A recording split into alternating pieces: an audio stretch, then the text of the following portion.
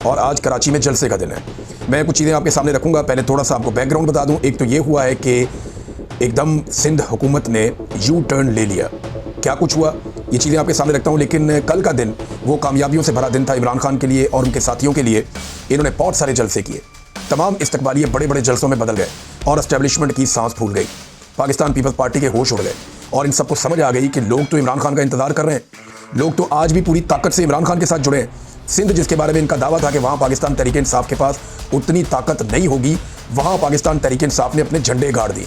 ज़रा सा मौका मिला और पाकिस्तान तहरीक इंसाफ हर तरफ छा गई। लेकिन उसके साथ ही एस्टेब्लिशमेंट ने और उनके अर्दलियों ने अपनी औकात भी दिखा दी। सबसे पहले क्या किया गया, ये चंद डेवलपमेंट्स मैं आपके सामने रख देता हूँ। नंबर 1, ताजरों से मुलाकात मनसूख करवा दी गई, जो मुलाकात होनी थी चैम्बर ऑफ कॉमर्स में। नंबर 2, वकला का एक प्रोग्राम भी कैंसिल करवा दिया गया।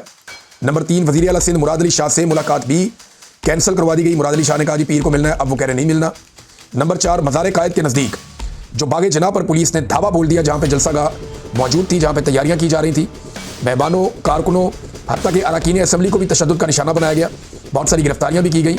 वहाँ पर लोगों की गाड़ियाँ तोड़ दी, हत्ता के सहाफ़ियों की गाड़ियाँ भी तोड़ दी।